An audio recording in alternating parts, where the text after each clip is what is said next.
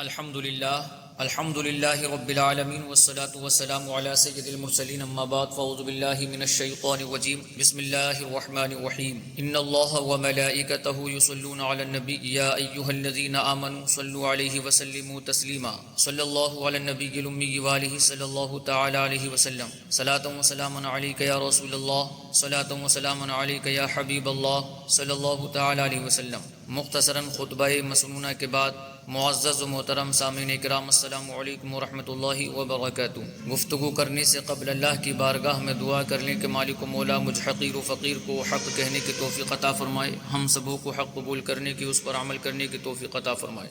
نبی کریم رؤوف الرحیم صلی اللہ علیہ وآلہ وسلم نے ارشاد فرمایا، جس نے مجھ پر ایک بار درود پاک پڑھا اللہ تعالیٰ اس پر 10 رحمتیں نازل فرماتا ہے، اور جو مجھ پر 10 مرتبہ درود پاک پڑھے اللہ تعالیٰ اس پر 100 رحمتیں نازل فرماتا ہے، اور جو مجھ پر 100 مرتبہ درود پاک پڑھے اللہ تعالیٰ اس کی دونوں آنکھوں کے درمیان لکھ دیتا ہے کہ یہ نفاق اور جہنم کی آگ سے آزاد ہے، اور اسے بروز قیامت شہداء کے ساتھ رکھے گا۔ اس لیے درود شریف کا نذرانہ بانداز غلامانہ پوری ایمانداری کے ساتھ پڑھیں۔ اللہم صلی علی سیدنا و مولانا محمد صلی اللہ علیہ وسلم قرۃ عینی بک یا رسول اللہ عدد ما فی علم اللہ صلاۃ دائمۃ بدوام ملک اللہ۔ میرے بزرگوں، ساتھیوں، اسلام محض چند عقائد و فرائض کی ادائیگی کا نام نہیں، بلکہ اسلام تو انسان کو زندگی گزارنے کے سنہرے اصول سکھاتا اور انہیں ظلمت کدو سے نکال کر علم کی روشنی سے چمکاتا ہے۔ انسانی زندگی کا کوئی گوشہ ایسا نہیں کہ جہاں اسلام رہنمائی نہ فرماتا ہو۔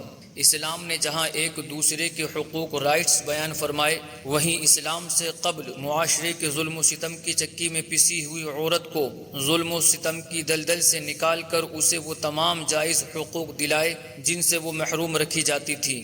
الغرض اسلام نے عورتوں کو عزت کا تاج پہنا کر انہیں معاشرے، سوسائٹی، سماج میں وہ حقیقی مقام دیا جس کا تصور بھی اسلام سے پہلے یعنی زمانہ جاہلیت میں عورتوں کے وہم و گمان میں بھی نہ تھا۔ چنانچہ جب مصر فتح ہوا تو ایک روز اہل مصر نے حضرت سیدنا عمر بن عاص رضی اللہ تعالی عنہ سے عرض کی، اے امیر، ہمارے دریائے نیل کی ایک رسم ہے، جب تک اس کو ادا نہ کیا جائے دریا جاری نہیں رہتا۔ انہوں نے استفسار فرمایا، سوال کیا، پوچھا وہ رسم کیا ہے؟ تو لوگوں نے کہا، ہم ایک کنواری لڑکی کو اس کے والدین سے لے کر عمدہ لباس اور نفیس زیور جویلری سے سجا کر دھجا کر دریائے نیل میں ڈالتے ہیں۔ حضرت سیدنا عمر بن عاص رضی اللہ تعالی عنہ نے فرمایا، اسلام میں ہرگز ایسا نہیں ہو سکتا، اور اسلام پرانی واہیات رسموں کو مٹاتا ہے، لہٰذا وہ رسم موقوف رکھی گئی اور وہ رسم جو ہے روک دی گئی۔ دریا کی روانی کم ہوتی گئی، یہاں تک کہ لوگوں نے وہاں سے چلے جانے کا قصد و ارادہ کیا۔ یہ دیکھ کر حضرت سیدنا عمر بن عاص رضی اللہ تعالی عنہ نے امیر المؤمنین خلیفہ ثانی حضرت سیدنا عمر بن خطاب رضی اللہ تعالی عنہ کی خدمت میں تمام واقعہ لکھ بھیجا۔ امیر المؤمنین عمر فاروق اعظم رضی اللہ تعالی عنہ نے جواب میں تحریر فرمایا، تم نے بالکل ٹھیک کیا، بے شک اسلام ایسی رسموں کو مٹاتا ہے۔ میرے اس خط اور لیٹر میں ایک رقعہ ہے، اس کو دریائے نیل میں ڈال دینا۔ حضرت سیدنا عمر بن عاص رضی اللہ تعالی عنہ کے پاس جب امیر المؤمنین عمر فاروق اعظم رضی اللہ تعالی عنہ کا خط پہنچا اور انہوں نے وہ رقعہ اس خط میں سے نکالا تو اس میں لکھا تھا، اے دریائے نیل، اگر تو خود جاری ہے تو نہ جاری ہو، ہمیں تیرے پانی کی ضرورت نہیں، اور اللہ تعالیٰ نے تجھے جاری فرمایا تو میں واحد قہار سے عرض گزار ہوں کہ تجھے جاری فرما دے۔ حضرت سیدنا عمر بن عاص رضی اللہ تعالی عنہ نے یہ رقعہ دریائے نیل میں ڈالا، ایک رات میں 16 گز پانی بڑھ گیا اور یہ رسم مصر سے بالکل ختم ہو گئی۔ چاہیں تو اشاروں سے اپنے کایا ہی پلٹ دیں، دنیا کی یہ شان ہے خدمت گاروں کی، سردار کا عالم کیا ہوگا۔ میرے عزیزوں، بیان کردہ حکایت سے معلوم ہوا کہ امیر المؤمنین حضرت سیدنا فاروق اعظم رضی اللہ تعالی عنہ کی حکمرانی کا پرچم دریاؤں کی پانی پر بھی لہراتا تھا، اور دریاؤں کی روانی بھی آپ کی نافرمانی نہیں کرتی تھی۔ یہ بھی معلوم ہوا کہ وجود کائنات میں اسلامی تعلیمات کا نور پھیلنے سے پہلے بہت سی عجیب و غریب غیر شرعی رسومات و خرافات نے معاشرے، سوسائٹی و سماج کو اپنی لپیٹ میں لیا ہوا تھا۔ مثلا جب دریائے نیل خشک ہونے لگتا تو اہل مصر نے اس کا یہ دل خراش حل نکالا کہ وہ لوگ ہر سال ایک بے گناہ نوجوان لڑکی کو زیورات سے آراستہ کر کے اسے دریا کی بھیंट چڑھاتے تھے یعنی دریا میں ڈال دیا کرتے، اور یہ باطل خیال قائم کر لیتے کہ دریائے نیل کو جاری رکھنے کے لیے یہ بہت ضروری ہے ورنہ یہ خشک اور ڈرائی ہو جائے گا۔ مگر قربان جائیے نگاہ نبوت سے فیض یافتہ، بارگاہ رسالت کے تعلیم و تربیت یافتہ امیر المؤمنین حضرت عمر بن خطاب رضی اللہ تعالی عنہ پر کہ جب آپ کو ان کی اس جاہلانہ رسم کا علم ہوا تو عورتوں کے حقوق کے اس علمبردار اور اسلام کے شدائی کی غیرت ایمانی کو جوش آیا، اور آپ نے اپنے اختیارات اتھارٹی کا استعمال کرتے ہوئے اہل مصر کی خلاف اسلام اس شرمناک رسم کا سختی سے نوٹس لیا اور اسے فوری بند کروا کر عورتوں کا وقار بلند کیا اور انہیں ان کا حقیقی مقام دلوانے میں وہ شاندار کردار ادا کیا کہ خود انسانیت کو بھی آپ پر فخر رہے گا۔ بہرحال یہ تو وہ دور تھا کہ جب اسلام جلوہ گر ہو چکا تھا۔ اگر ہم اسلام سے پہلے زمانے جاہلیت میں عورتوں کی حیثیت و اسٹیٹس کا جائزہ لیں تو ہم پر یہ حقیقت ظاہر ہو جائے گی کہ ان پر ڈھائے جانے والے مظالم اپنی انتہا کو پہنچے ہوئے تھے۔ اسلام سے پہلے عورت کو کیسی کیسی دل سوز مصیبتوں کا سامنا کرنا پڑتا تھا۔ میرے عزیزو، اسلام سے پہلے عورتوں کا حال بہت خراب تھا۔ دنیا میں عورتوں کی کوئی عزت و اہمیت نہیں تھی۔ مردوں کی نظر میں اس سے زیادہ عورتوں کی کوئی حیثیت نہیں تھی کہ وہ مردوں کی نفسانی خواہش پوری کرنے کا ایک کھلونا تھی۔ عورتیں دن رات مردوں کی مختلف قسم کی خدمت کرتی تھیں، یہاں تک کہ محنت و مزدوری کر کے جو کچھ کماتی تھی وہ بھی مردوں کو دے دیا کرتی تھی۔ مگر ظالم مرد پھر بھی ان عورتوں کی قدر نہیں کرتے تھے، بلکہ جانوروں کی طرح ان کو مارتے پیٹتے تھے۔ ذرا ذرا سی بات پر عورتوں کے کان وغیرہ اعضاء کاٹ لیا کرتے تھے اور کبھی تو قتل بھی کر ڈالتے تھے۔ باپ کے مرنے کے بعد اس کے لڑکے جس طرح باپ کی جائیداد اور سامان کے مالک ہو جایا کرتے تھے، اسی طرح اپنے باپ کی بیویوں کے مالک بن جایا کرتے تھے اور ان عورتوں کو زبردستی لونڈیاں بنا کر رکھ لیا کرتے تھے۔ عورتوں کو ان کے ماں باپ، بھائی بہن یا شوہر کی میراث میں سے کوئی حصہ نہیں ملتا تھا، نہ عورتیں کسی چیز کی مالک ہوا کرتی تھیں۔ عرب کے بعض قبیلوں میں یہ ظالمانہ دستور تھا کہ بیوہ ہو جانے کے بعد عورتوں کو گھر سے باہر نکال کر ایک چھوٹی سی تنگ و تاریک جھونپڑی میں 1 سال تک قید میں رکھا جاتا تھا۔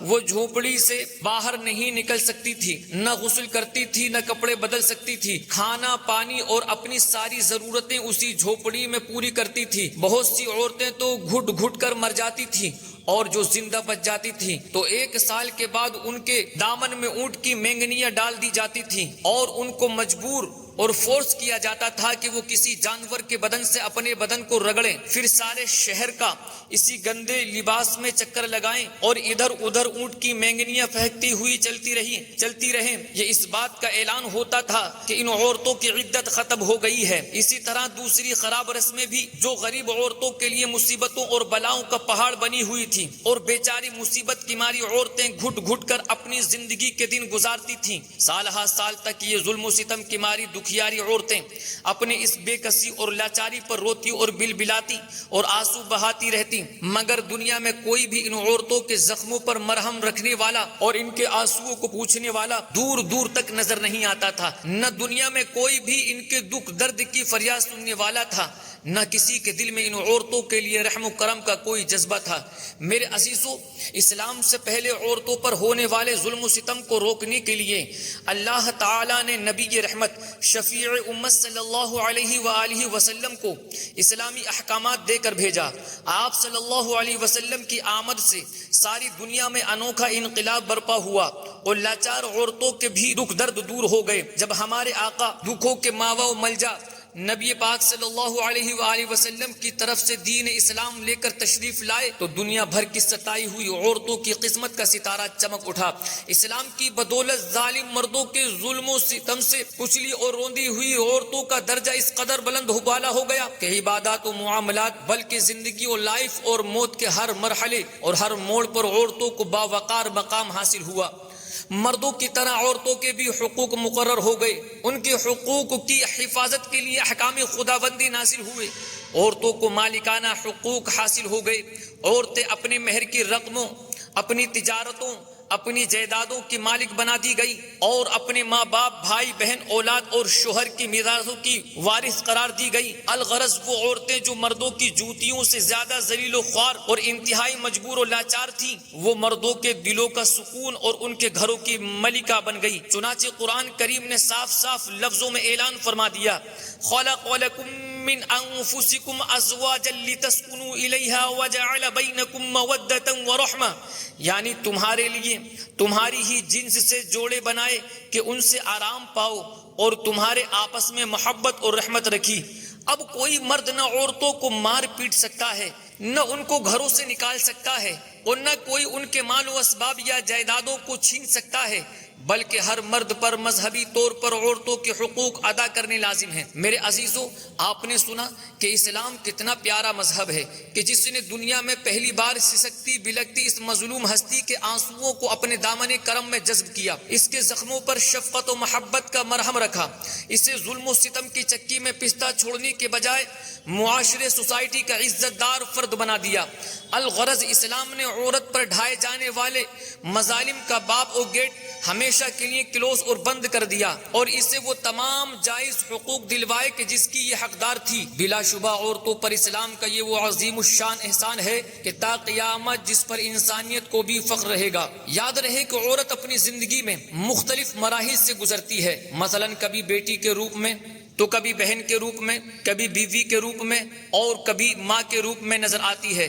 عورت چاہے کسی بھی روپ میں ہو، جب بھی اس کے ساتھ کوئی ناانصافی ہوئی تو اسلام نے اس کے جذبات و احساسات اور ایموشن کو ذرہ برابر بھی ٹھیس نہ پہنچنے دی، بلکہ اسے ظلم و جبر کے بھور سے نکال کر ایک نئی زندگی بخشی۔ خصوصاً اسلام سے قبل بیٹیوں کے معاملے میں برسوں سے جاری ظالمانہ وحشیانہ رسومات و خرافات کا باب بند کرنے اور معاشرے کے اندر انہیں ایک منفرد مقام دلوانے میں دین اسلام کا کردار لائق تحسین ہے۔ آئیے اسلام سے قبل ان ننھی کلیوں کے ساتھ ہونے والی اذیت ناک سلوک کی درد بھری داستان سنتے ہیں اور عبرت کے اسلامی پھول چونتے ہیں۔ چنانچہ میرے بھائیوں، اسلام سے پہلے لڑکیوں کے ساتھ جانوروں سے بدتر سلوک ہوتا تو کہیں پیدا ہوتے ہی انہیں زمین میں زندہ ہی دفن کر دیا جاتا، کیونکہ اس ظالم معاشرے میں بیٹی کی پیدائش کو باعث شرمندگی سمجھا جاتا تھا۔ بسا اوقات کسی شخص کو معلوم ہوتا کہ اس کے یہاں بیٹی کی ولادت برت ہوئی ہے تو وہ کئی دنوں تک لوگوں کے سامنے نہ آتا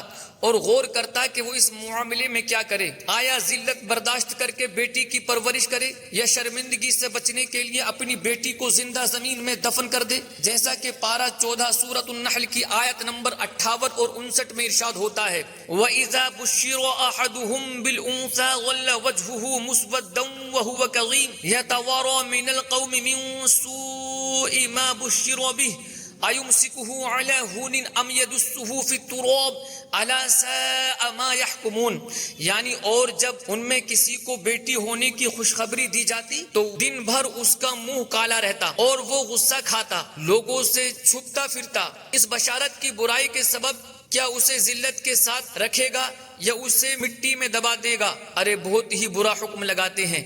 لیکن اس پتھر دل معاشرے سوسائٹی میں ایسے رحم دل لوگ بھی موجود تھے کہ جو بچیوں کی بے کسی پر خون کے آنسو بہاتے اور جہاں تک ممکن ہوتا بچیوں کو زندہ دفن ہونے سے بچانے کی کوشش کرتے۔ مثلا امیر المؤمنین حضرت عمر فاروق اعظم رضی اللہ تعالی عنہ کے چچا زاد بھائی اور حضرت سعید بن زید رضی اللہ تعالی عنہ کے والد زید بن عمر بن نفیل عمر بن نفیل کو جب پتا چلتا کہ فلاں کے ہاں لڑکی پیدا ہوئی ہے اور وہ اس کو زندہ دفن کرنا چاہتا ہے تو دوڑ کر اس کے پاس جاتے اور اس بچی کی پرورش اور اس کی شادی وغیرہ کے اخراجات ایکسپینسز کی ذمہ داری اٹھاتے اور اس طرح اس ننھی کلی کو کھلنے سے پہلے مسل دیے جانے سے بچا لیتے۔ حضرت سیدنا سعید بن زید رضی اللہ تعالیٰ عنہ کے والد زید بن عمر بن نفیل کو جب پتا چلتا کہ فلاں کے ہاں لڑکی پیدا ہوئی ہے اور وہ اس کو زندہ دفن کرنا چاہتا ہے تو دوڑ کر اس کے پاس جاتے اور اس بچی کی پرورش اور اس کی شادی وغیرہ کے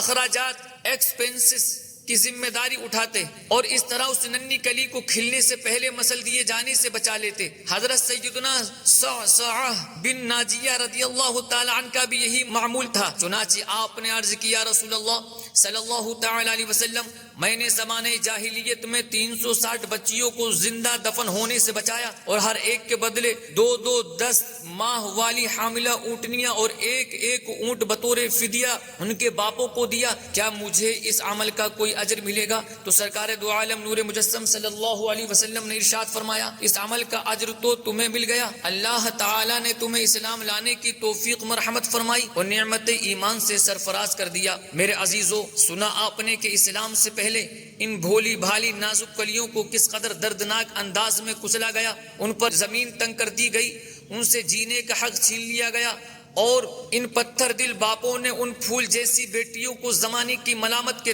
ڈر سے اپنے ہی ہاتھوں ہلاکت کی وادیوں میں دھکیلنے میں کوئی کسر نہ چھوڑی تھی۔ الغرض دور جاہلیت میں بیٹیاں خاندان کی عزت نہیں بلکہ نحوست کی علامت سمجھی جاتی تھی۔ افسوس کہ اس ترقی یافتہ دور میں بھی زمانہ جاہلیت کی یاد تازہ کرنے والوں کی کمی نہیں۔ آج بھی بعض نادان مسلمان ایسے ہیں جو بیٹیوں سے محبت کرنے اور ان پر شفقت و مہربانی کا ہاتھ رکھنے کے بجائے بیٹی کے وجود سے نفرت کرتے ہیں۔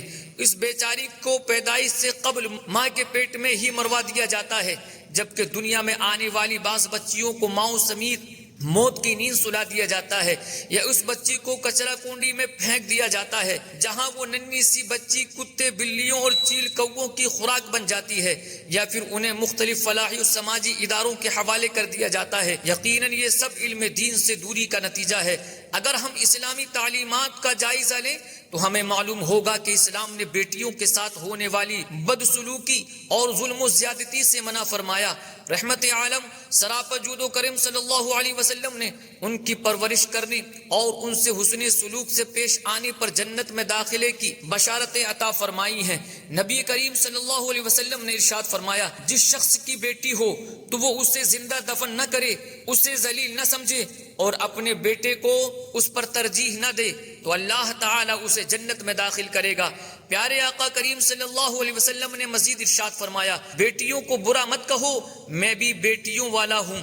بے شک بیٹیاں تو بہت محبت کرنے والیاں، غم گسار اور بہت زیادہ مہربان ہوتی ہیں۔ میرے آقا کریم صلی اللہ علیہ وسلم نے ارشاد فرمایا، جو شخص 3 بیٹیوں یا بہنوں کی اس طرح پرورش کرے کہ ان کو ادب سکھائے اور ان سے مہربانی کا برتاؤ کرے یہاں تک کہ اللہ تعالیٰ انہیں بے نیاز کر دے، یعنی ان کا نکاح ہو جائے، تو اللہ تعالیٰ اس کے لیے جنت واجب فرما دیتا ہے۔ یہ ارشاد نبوی سن کر ایک صحابی رضی اللہ تعالیٰ عنہ نے عرض کی، یا رسول اللہ صلی اللہ علیہ وسلم، اگر کوئی شخص 2 لڑکیوں کی پرورش کرے تو کیا معاملہ ہے؟ تو حضور نبی کریم صلی اللہ علیہ وسلم نے ارشاد فرمایا، اس کے لیے بھی یہی اجر و ثواب ہے۔ راوی فرماتے ہیں، یہاں تک کہ اگر لوگ ایک بیٹی کا ذکر کرتے، آپ نبی کریم صلی اللہ علیہ وسلم اس کے بارے میں بھی یہی حکم فرماتے۔ میرے آقا کریم صلی اللہ علیہ وسلم نے مزید ارشاد فرمایا، جب کسی کے ہاں لڑکی پیدا ہوتی ہے تو اللہ تعالیٰ اس کے گھر فرشتوں کو بھیجتا ہے جو آ کر کہتے ہیں، اے گھر والو تم پر سلامتی ہو۔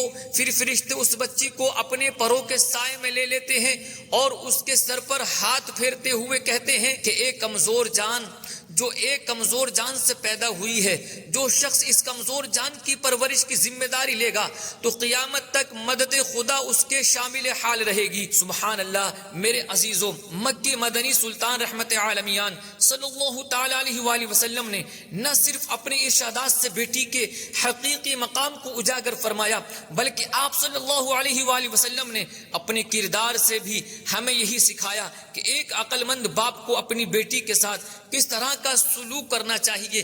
آئیے بطور ترغیب آپ صلی اللہ علیہ وسلم کی اپنی پیاری اور لاڈلی شہزادی کونین سیدہ خاتون جنت فاطمہ الزہرا رضی اللہ تعالی عنہا پر شفقت و مہربانی کے ایک ایمان افروز جھلک ملاحظہ کیجیے۔ حضرت سیدتنا بی بی فاطمہ رضی اللہ تعالی عنہا جب محبوب رب العزت صلی اللہ تعالی علیہ وسلم کی خدمت سراپا شفقت میں حاضر ہوتی تو آپ صلی اللہ علیہ وسلم کھڑے ہو جاتے اور ان کا ہاتھ پکڑ کر اسے بوسہ دیتے، پھر ان کو اپنے بیٹھنے کی جگہ پر بٹھاتے۔ اسی طرح جب آپ صلی اللہ علیہ وآلہ وسلم بی بی فاطمہ رضی اللہ تعالی عنہا کے ہاں تشریف لے جاتے تو وہ دیکھ کر کھڑی ہو جاتی اور نبی کریم صلی اللہ علیہ وسلم کا مبارک ہاتھ اپنے ہاتھ میں لے کر چومتی اور آپ نبی کریم صلی اللہ علیہ وسلم کو اپنی جگہ پر بٹھایا کرتی تھی۔ میرے عزیزو، بیان کردہ حدیث پاک سے معلوم ہوا کہ بیٹیوں پر شفقت و مہربانی کرنا اور انہیں خوش رکھنا حضور نبی کریم صلی اللہ علیہ وآلہ وسلم کی پیاری پیاری سنت مبارکہ ہے۔ لہٰذا والدین کو چاہیے کہ وہ بیٹیوں کی پیدائش پر غمگین ہونے، انہیں اپنے لیے باعث شرمندگی سمجھنے، دل چھوٹا کرنے یا خاندان والوں کے تانوں کی پرواہ کرنے کے بجائے ان سے محبت و شفقت کا برتاؤ کریں، ان کی جائز خواہشات کا احترام اور ریسپیکٹ کریں، حتی الامکان انہیں خوش رکھنے کی کوشش کریں، خلوص دل کے ساتھ ان کی تعلیم و تربیت اور ان کی پرورش کرنے کی سعادت حاصل کر کے اس کے نتیجے میں ملنے والے ثواب آخرت کو اپنے پیش نظر رکھیں۔ میرے عزیزو، عورت ماں کے روپ میں وہ عظیم ہستی ہے کہ جس کا وجود باعث برکت ہے، جو گھر کی زینت ہے، گھر کا سکون جس کے دم سے قائم رہتا ہے، جسے محبت کے ساتھ دیکھنے سے حج مقبول کا ثواب ملتا ہے، جس کی خدمت رضا الہی کا سبب ہے اور جس کے بغیر گھر اجڑا ہوا چمن لگتا ہے۔ اسی کی گود سے انبیاء اکرام علیہم الصلاۃ والسلام، صحابہ اکرام علیہم الرضوان اور بزرگان دین رحمت اللہ تعالی علیہم اجمعین جیسی جلیل القدر ہستیوں نے جنم لیا۔ ماں کے احسانات کی کوئی حد نہیں۔ ماں تکلیفوں پر صبر کرتی ہے، ماں اولاد کی خواہشات کی خاطر اپنی خواہشات کو قربان کر دیتی ہے، ماں اولاد کی ولادت، دودھ پلانے، اس کی تربیت اور راتوں کو جاگنے کی تکلیفیں اٹھاتی ہے۔ ماں بھوکی سو جاتی ہے مگر اولاد کو بھوکا سونے نہیں دیتی۔ الغرض ماں اپنی اولاد کے سکھ کی خاطر سب کچھ برداشت کر لیتی ہے، مگر افسوس کے بدلے میں اسے دکھ اور تکلیف ہی ملتے ہیں۔ ماں کے حقوق پر ڈاکہ ڈالا گیا، اسے ہر دور میں تختہ مشق بنا دیا جاتا، خصوصاً بڑھاپے میں اس کے ساتھ جو کچھ سلوک کیا جاتا رہا، اس کے تصور، امیجینیشن سے اور اس کے تصور سے ہی، اس کی کلپنا کرنے سے ہی بدن کے رونگٹے کھڑے ہو جاتے ہیں۔ الامان والحفیظ۔ لہٰذا اسلام نے اس دکھ درد کی ماری ماں کے دکھوں کا مداوع کرنے کے لیے سب سے پہلے آواز حق بلند کی اور دنیا کو بتایا کہ ماں وہ محترم ہستی ہے کہ جس کے حقوق کی ادائیگی کے بغیر چارہ نہیں۔ رب تبارک و تعالی کی رضا ماں کی رضا میں، رضامندی میں پوشیدہ ہے۔ انسان چاہے کتنا ہی بڑے مقام و منصب پر پہنچ جائے مگر ماں کی اطاعت و فرما برداری سے بری و ذمہ نہیں ہو سکتا۔ ایک شخص رحمت عالم نور مجسم صلی اللہ علیہ وآلہ وسلم کی بارگاہ میں حاضر ہو کر عرض گزار ہوا، یا رسول اللہ صلی اللہ علیہ وسلم، میرے حسن اخلاق کا زیادہ حقدار کون ہے؟ نبی کریم صلی اللہ علیہ وسلم نے ارشاد فرمایا، تمہاری ماں۔ اس نے دوبارہ عرض کیا، یا رسول اللہ صلی اللہ علیہ وسلم، اس کے بعد کون؟ پیارے آقا کریم صلی اللہ علیہ وسلم نے ارشاد فرمایا، تمہاری ماں۔ تیسری مرتبہ اس صحابی نے عرض کیا، رسول اللہ، اس کے بعد کون؟ تو نبی کریم صلی اللہ علیہ وآلہ وسلم نے اس مرتبہ بھی یہی ارشاد فرمایا، تمہاری ماں۔ اس نے پھر عرض کی، اس کے بعد یا رسول اللہ کون میرے سلوک کا، حسن سلوک کا حقدار ہے؟ تو آقا کریم صلی اللہ علیہ وسلم نے ارشاد فرمایا، تیرا باپ۔ حضرت یزید با یزید بستامی رحمت اللہ تعالی علیہ فرماتے ہیں، سردیوں کی ایک سخت رات میں میری والدہ نے مجھ سے پانی مانگا، میں آب خورا یعنی گلاس بھر کے لے آیا مگر ماں کو نیند آ گئی تھی، میں نے جگانا مناسب نہ سمجھا، پانی کا آب خورا لیے اس انتظار میں ماں کے قریب کھڑا رہا کہ بیدار ہوں تو پانی پیش کروں۔ کھڑے کھڑے کافی دیر ہو چکی تھی اور آب خورے سے کچھ پانی بہہ کر میری انگلیوں پر جم کر برف بن گیا تھا۔ بہرحال جب والدہ محترمہ بیدار ہوئی تو میں نے آب خورا پیش کیا، برف کی وجہ سے چپکی ہوئی انگلی فنگر جو ہی آب خورے یعنی پانی کے گلاس سے جدا ہوئی، اس کی کھال ادھڑ گئی اور خون بہنے لگا۔ ماں نے دیکھ کر فرمایا، یہ کیا ہے؟ میں نے سارا ماجرا عرض کیا۔ انہوں نے ہاتھ اٹھا کر دعا کی، اے اللہ تعالی، میں اس سے راضی ہوں، تو بھی اس سے راضی ہو جا۔ سبحان اللہ میرے عزیزو۔ اور اللہ تبارک و تعالی نے حضرت بایزید بستامی رحمت اللہ تعالی علیہ کو ان کی والدہ کی دعا کی برکت سے اللہ تبارک و تعالی نے ان کو عظیم ولایت کے منصب پر فائز فرما دیا۔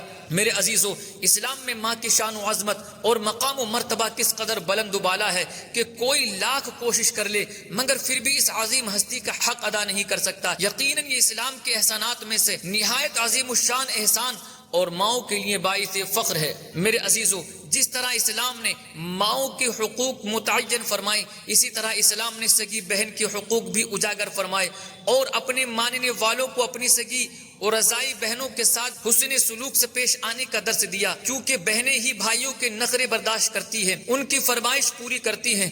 دکھ سکھ کی گھڑی میں بھائیوں کا ساتھ دیتی ہیں۔ والدہ کے انتقال کے بعد گھر کا سارا کام و کاج اپنے ذمہ لے کر والدہ کی کمی محسوس نہیں ہونے دیتی، جبکہ زمانے جاہلیت میں ان کے ساتھ انتہائی برا سلوک کیا جاتا تھا۔ اسلام سے پہلے سگی بہنوں سے نکاح کی معاشرتی سماجی برائی عام تھی۔ اللہ تعالیٰ نے اسے ہمیشہ کے لیے یوں حرام فرمایا۔ اللہ نے فرمایا، حرام ہوئی تم پر تمہاری مائیں اور بیٹیاں اور بہنیں۔ عورتوں کے سب سے بڑے خیر خواہ اللہ تعالیٰ کے محبوب صلی اللہ علیہ وسلم نے بھائیوں کو بہنوں کی عزتوں کا رکھوالا بناتے ہوئے یوں ارشاد فرمایا، جس کی 3 بیٹیاں یا 3 بہنیں یا 2 بیٹیاں یا 2 بہنیں ہوں، اس نے ان کے ساتھ حسن سلوک کیا اور ان کے بارے میں اللہ تعالیٰ سے ڈرتا رہا تو اسے جنت ملے گی۔ بلکہ دوسری جگہ تو 4 انگلیاں جوڑ کر یہ دل نشین خوشخبری سنائی کہ ایسا شخص جنت میں یوں میرے ساتھ ہوگا۔ سبحان اللہ۔ رحمت کونین نانا حسنین صلی اللہ علیہ وآلہ وسلم نے اپنی عمل سے اپنی رضائی دودھ شریک بہن حضرت شیمہ رضی اللہ تعالی عنہا کے ساتھ یوں حسن سلوک فرمایا کہ آپ صلی اللہ علیہ وسلم نے اپنی رضائی بہن کے لیے قیام فرمایا، اپنی مبارک چادر بچھائی، پھر ارشاد فرمایا، مانگو تمہیں عطا کیا جائے گا، سفارش کرو تمہاری سفارش قبول کی جائے گی۔ اس مثالی کرم نوازی کے دوران آپ صلی اللہ علیہ وآلہ وسلم کی مبارک آنکھوں سے آنسو بہ رہے تھے۔ آپ صلی اللہ علیہ وسلم نے یہ بھی ارشاد فرمایا، اگر چاہو تو عزت و تکریم کے ساتھ ہمارے پاس رہو۔ جب وہ واپس جانے لگی تو حضور سراپا نور نبی کریم صلی اللہ علیہ وسلم نے 3 غلام اور 1 لونڈی، 1 یا 2 اونٹ بھی عطا فرمائے۔ جب مقام جعرانہ میں 2 بار اس رضائی بہن سے ملاقات ہوئی تو بھیڑ بکریاں بھی عطا فرمائی۔ نبی رحمت شفیع امت صلی اللہ علیہ وسلم نے حضرت میمونہ رضی اللہ تعالی عنہا سے فرمایا، اپنی لونڈی اپنی بہن کو دے کر صلہ رحمی کرو، اس میں تمہارے لیے بھلائی ہے۔ حضرت سیدنا جابر بن عبداللہ رضی اللہ تعالی عنہما نے اپنی 9 یا 7 بہنوں کی محض نگہداشت، ان کی کنگھی چوٹی اور اچھی تربیت کی خاطر ایک بیوہ عورت سے نکاح کیا۔ میرے عزیزو، سنا آپ نے کہ حضور نبی کریم رؤوف الرحیم صلی اللہ علیہ وسلم اپنی رضائی بہن کے ساتھ کس قدر شفیق و مہربان تھے، کہ جس طرح آپ صلی اللہ علیہ وسلم اپنی ازواج مطہرات صحابیات اور دیگر خادماؤں رضی اللہ تعالی عنہن کے ساتھ حسن سلوک اور ان کی دلجوئی فرمایا کرتے تھے، اسی طرح آپ صلی اللہ علیہ وآلہ وسلم کی عطاؤں اور نوازشوں کا سلسلہ اپنی رضائی بہن کے ساتھ بھی قابل دید تھا کہ جب آپ صلی اللہ علیہ وآلہ وسلم کی رضائی بہن حضرت شیمہ رضی اللہ تعالی عنہا آپ صلی اللہ علیہ وآلہ وسلم کی بارگاہ میں حاضر ہوتی تو آپ نبی کریم صلی اللہ علیہ وسلم ان کی تشریف آوری پر خوشی سے کھڑے ہو جاتے، ان کی دلجوئی فرماتے، ان پر خوب نوازشیں بھی فرماتے۔ آپ صلی اللہ علیہ وسلم کی اس پاکیزہ عمل میں ہمارے لیے نصیحت کے تعلیمی اور اسلامی پھول موجود ہیں، کیونکہ آج ہم میں سے کئی اسلامی بھائی بہنوں والے ہیں، مگر کیا ہم اپنی بہنوں کے ساتھ محبت و بھرا سلوک کرتے ہیں یا نہیں؟ کیا ہماری بہنیں بھی ہم سے راضی ہیں یا نہیں؟ کیا ہم نے انہیں وراثت سے محروم تو نہیں کر دیا؟ کیا ہم اپنی بہنوں کو جھاڑتے مارتے یا گالیاں تو نہیں دیتے؟ کیا ہم اپنی بہنوں کو خوش رکھنے کا اہتمام کرتے ہیں یا نہیں؟ کیا ہم انہیں اپنے یہاں ہونے والی تقریبات و جشن میں بلاتے ہیں یا نہیں؟ کیا ہم ان کے حقوق کو پامال تو نہیں کرتے؟ بہرحال ہمیں چاہیے کہ ہم اسلامی تعلیم کو مشعل راہ بناتے ہوئے اپنی بہنوں کے معاملے میں شفیق اور مہربان بھائی جیسا کردار ادا کریں اور اپنے آپ کو ایسے ماحول سے وابستہ رکھیں جہاں پر ہمیں بہنوں کے حقوق کی ادائیگی کی تعلیم دی جاتی ہو۔ میرے عزیزو، اسلام سے پہلے مال کے لیے جانوروں اور دوسرے ساز و سامان کی طرح بیویوں کو بھی رہن گروی رکھ دیا جاتا۔ ایسے میں نبی کریم صلی اللہ علیہ وسلم کی صورت میں اسلام کا نور بکھیرتا ہوا ایسا سورج طلوع ہوا جس نے عورت کو نہ صرف ظلم و ستم سے چھٹکارا دیا بلکہ مردوں پر اس کے حقوق مقرر فرمائے۔ کہ اسلام ہی تو ہے جس نے نکاح کے ذریعے عورت سے قائم ہونے والے رشتے کو مرد کے آدھے ایمان کا محافظ قرار دیا۔ یہ اسلام ہی تو ہے جس نے بیویوں کو شوہروں کی جانب سے ملنے والے حق بہر اور بیوہ ہو جانے کی صورت میں شوہر کی وراثت میں سے حقوق عطا فرمائے۔ اسلام نے نہ صرف اس سوچ اور تھوٹ کی حوصلہ شکنی کی کہ بیوی شوہر کے پاؤں کی جوتی ہے، بلکہ اللہ تعالی نے بیویوں کو شوہروں کے آرام اور سکون کا ذریعہ ارشاد فرمایا۔ اللہ تعالی نے بیویوں کے متعلق شوہروں کو حکم فرمایا وعاشروہن بالمعروف، یعنی اور ان سے اچھا برتاؤ کرو۔ اسلام نے ہی بیویوں کے ساتھ اچھا برتاؤ کرنے والے کو سب سے بہترین قرار دیا۔ چنانچہ نبی کریم صلی اللہ علیہ وسلم نے ارشاد فرمایا سب سے بہتر وہ ہے جو اپنے اہل کے لیے بہتر ہو، اور میں تم سب سے اپنے اہل کے لیے بہتر ہوں۔ حضرت حکیم بن معاویہ رضی اللہ تعالی عنہ اپنے والد سے روایت کرتے ہیں کہ ایک شخص نے نبی اکرم نور مجسم صلی اللہ علیہ وسلم سے پوچھا شوہر پر بیوی کا کیا حق ہے؟ تو آپ صلی اللہ علیہ وسلم نے فرمایا جب وہ کھائے تو اسے بھی کھلائے، جب لباس پہنے تو اسے بھی پہنائے، اس کے چہرے پر نہ مارے، نہ اسے بدصورت کہے، اور اگر سمجھانے کے لیے اس سے علیحدگی اختیار کرنی ہی پڑے تو گھر میں ہی علیحدگی کرے۔ زمانہ جاہلیت میں ایسا بھی ہوتا تھا کہ شوہر اپنی بیویوں سے مال طلب کرتے، اگر وہ دینے سے انکار کرتی تو کئی سال ان کے پاس نہ جانے کی قسم کھا لیتے۔ اسلام نے اس ظلم کو مٹایا اور ایسی قسم کھانے والوں کے لیے سالوں کی مدت کو ختم فرما کر صرف 4 مہینے کی مدت معین فرما دی۔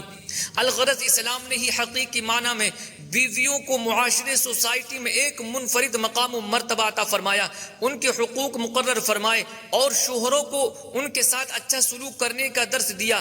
بالفرض اگر کسی کی بیوی بد مزاج ہو، بد کلامی کر جاتی ہو، یا کھانا وغیرہ پکاتے وقت کسی چیز میں کمی بیشی کر دیتی ہو تو شوہر کو چاہیے کہ وہ آپے سے باہر ہونے، گالیاں بکنے، اسے گھر سے نکالنے، میکے بھیجنے یا طلاق دینے کی دھمکیاں دینے کے بجائے سمجھداری کا مظاہرہ کرتے ہوئے ہمیشہ درگزر سے کام لے اور ایک اچھے شوہر کی طرح اپنی بیوی کے احسانات کو یاد رکھے کہ یہی وہ چیز ہے کہ جس کی اسلام ہمیں تعلیم ارشاد فرماتا ہے۔ چنانچہ تنبیہ الغافلین میں ہے کہ ایک شخص امیر المؤمنین حضرت عمر فاروق اعظم رضی اللہ تعالیٰ عنہ کی بارگاہ میں اپنی بیوی کی شکایت لے کر حاضر ہوا۔ جب وہ آپ کے دروازے پر پہنچا تو ان کی زوجہ ام کلثوم رضی اللہ تعالیٰ عنہ کو ناراضی کے عالم میں گفتگو کرتے سنا۔ وہ شخص یہ کہتے ہوئے واپس لوٹ گیا کہ میں تو اپنی بیوی کی شکایت و کمپلین کرنے کے ارادے سے ان کے پاس آیا تھا، مگر یہی معاملہ تو خود ان کے ساتھ بھی ہے، لہٰذا یہ کیوں کر میرا مسئلہ حل کر پائیں گے؟